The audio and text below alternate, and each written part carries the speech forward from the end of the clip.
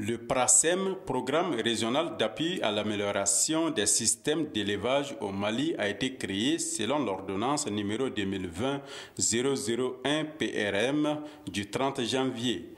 Placé sous la tutelle du ministère de l'Élevage et de la Pêche, le PRASEM a à son sein deux projets.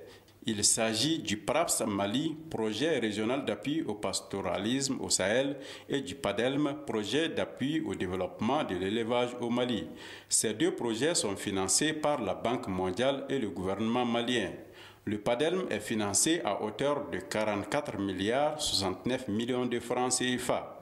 Le projet PADELM a pour objectif, en tout cas de développement, d'améliorer la productivité. Ça, c'est vraiment le premier aspect. La commercialisation et de gérer de façon efficiente les crises dans les sous-secteurs de l'élevage et de la pêche. Donc, cet objectif de développement doit être atteint à travers trois composantes, principalement. On a une composante qui consiste à renforcer la capacité des services d'élevage. Une deuxième composante qui soutient l'investissement privé et une troisième composante qui va surtout à la gestion des crises et à la coordination du projet. Démarré en 2018 pour une durée de 6 ans, 2018-2024, le PADELM entame en 2021 sa troisième année de mise en œuvre sur toute l'étendue du territoire national avec de nombreux défis. Au Mali aujourd'hui, on sait que la péripneumonie contagieuse bovine, c'est un problème majeur aujourd'hui. Le PADELM appuie le contrôle de cette maladie et la fièvre afteuse aujourd'hui aussi, qui est vraiment, en tout cas, le souci des éleveurs, de nos éleveurs, et particulièrement ceux qui sont dans la modernisation. Donc nous appuyons aussi au contrôle de cette maladie.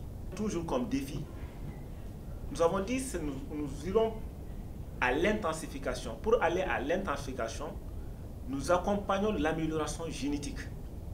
L'amélioration génétique, c'est à travers aujourd'hui, c'est-à-dire l'acquisition de générateurs d'azote, l'acquisition des semences animales, l'acquisition des synchronisants, la formation des inséminateurs, l'appui à la création des unités d'inséminateurs. Voilà des activités que le PADELM, en tout cas aujourd'hui, met en œuvre pour l'appui à l'amélioration génétique. Donc, en appuyant l'amélioration génétique, nous pensons aujourd'hui que nous pouvons améliorer la productivité. Pour atteindre les objectifs attendus, le PADELM a adopté, entre autres comme stratégie, la technique des champs-écoles producteurs, CEP. Au nombre de 100 mis en place à travers le pays par le projet, les CEP constituent une méthode de vulgarisation des bonnes pratiques en production animale et aquacole dans le cadre de la mise en œuvre des activités du projet. Environ 2000 producteurs bénéficient des appuis du PADELM de nos jours à travers ces CEP. Le champ école m'a apporté beaucoup de choses. Même si on me donne de l'argent, on me donne tout, mais ce que j'ai appris, ça va me servir toute la vie. Ça va permettre aussi de servir aussi d'autres éleveurs. J'ai bénéficié d'un silo d'ensilage parce que le problème se posait. Parce que pour la conservation des cultures fourragères, parce qu'ils nous fournissent la semence, donc quand nous cultivons, donc il faut avoir un silo. Depuis son arrivée il y a 1 an, le projet nous a aidés avec la formation ainsi que sur le plan financier et nous avons obtenu de bons résultats. Lorsque l'on est sur la bonne voie, il suffit d'un appui extérieur pour réussir sans aucun doute. Afin qu'il y ait plus d'adhésion à ce projet, il faut continuer les efforts, car certaines personnes ne peuvent rien faire si elles ne sont pas aidées. Actuellement, chaque vache peut donner 25 litres de lait par jour si l'on a trait au mois opportun. Dans l'année, on peut avoir 150 à 180 litres. Ces éleveurs ont aussi été dotés de matériel tels les broyeurs, les botteleuses semi-motorisées, les hache-pailles ainsi que les silos. L'utilisation de ces technologies ainsi que l'appui conseil du Centre national de l'insémination artificielle CENIA ont été d'un appui considérable pour améliorer la production laitière dans les zones d'intervention du projet. À travers le PADELM, nous avons eu une machine importante qui est le générateur d'azote liquide. Et c'est pratiquement une des acquisitions phares de ce programme. Cette machine nous permet de couvrir l'ensemble de nos besoins en azote liquide. Les kits qui ont été réceptionnés au niveau du centre ont été donnés aux unités d'insémination. Ces kits étaient composés de bonbons, de pistolets, de glacières et même de moyens, en tout cas de déplacement sur le terrain au niveau des unités. La disponibilité de l'azote n'était pas permanente alors que les besoins du centre à l'époque par rapport à l'azote liquide c'était à peu près de 130 à 150 litres par semaine.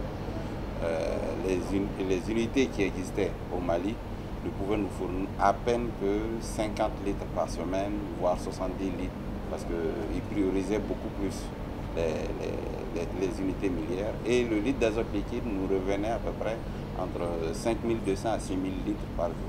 Maintenant, avec l'acquisition de ce générateur à travers le PADELM, il faut savoir que ce type de générateur, il n'y en a que 2 dans la sous-région, au Mali et au Burkina. Aujourd'hui, le centre arrive à être approvisionné pleinement en azote liquide jusqu'à couvrir nos besoins.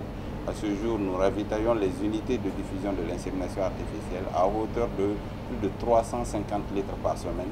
L'azote liquide n'est plus un facteur limitant dans le développement de l'insémination artificielle au Mali. C'est une machine qui nous a coûté environ 250 millions, le générateur en soi-même. Les équipements pour l'entretien nous ont coûté à peu près 50 millions, d'où à peu près 300 millions pour l'acquisition d'un tel générateur.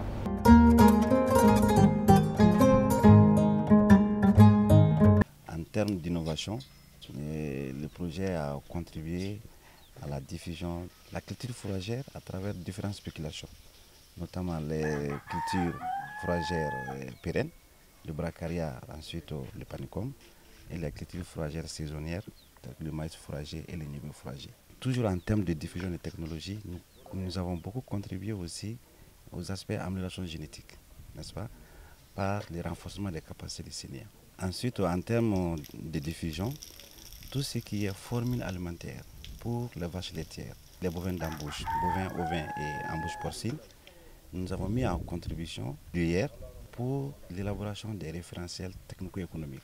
À travers ces champs écoles CEP, le PADELM a également encadré des pisciculteurs en technique de pisciculture, y compris la préparation d'aliments poissons à base des produits et sous-produits locaux. Dans l'élevage du poisson, les pratiques n'étaient pas à la hauteur avant. D'abord, les gens ne savaient pas comment confectionner un bon bassin. Les gens avaient des difficultés de savoir même combien de sujets il faut mettre par mètre carré dans un bassin. Et les gens ne savaient pas qu'il fallait aussi donner une ration précise aux poissons et à des moments précis. Mais aujourd'hui, ces bonnes pratiques font que les gens qui se retrouvent dans les champs écoles, ils savent combien de poissons il faut mettre par mètre carré dans un bassin. Ils savent comment les entretenir, comment les soigner. Ils savent aussi à quel moment il faut les nourrir. Les formations reçues par les pisciculteurs ont permis d'accroître leur production halieutique. Je faisais des productions, mais vraiment, ce n'était pas du tout rentable. Parce que je ne pouvais pas dépasser 100 kilos lors d'une production. Mais lorsque j'ai commencé à suivre la formation, j'ai vu ma production dépasser les 200 kilos déjà. Donc ça a été un grand atout pour ma production. Et la mortalité aujourd'hui, grâce à Dieu, ça va. Je maîtrise beaucoup les techniques. Aujourd'hui, ce dont même le centre est fier, ça c'est le champ école qu'on a accepté faire avec le PADELM. Parce que le champ école, il est gratuit. Donc un centre de formation qui forme gratuitement, nous on est fiers de ça. À côté de ces appuis, on note également le financement par le PADELM de l'acquisition d'un lyophilisateur au profit du laboratoire central vétérinaire LCV pour la production de vaccins, le financement de 12 plans d'affaires et de 328 micro-projets au profit des acteurs des filières d'élevage et aquacole, sans oublier l'acquisition de matériel roulant 100 motos et 26 véhicules tout-terrain au profit des services techniques partenaires d'exécution du projet. Tout ce que le PADEL fait aujourd'hui, c'est pour une viabilité économique en termes de financement des investissements privés. Les résultats d'un tel projet méritent d'être consolidés pour le plein épanouissement des bénéficiaires du projet afin qu'ils continuent à fournir aux consommateurs maliens des produits d'élevage et aquacole de qualité.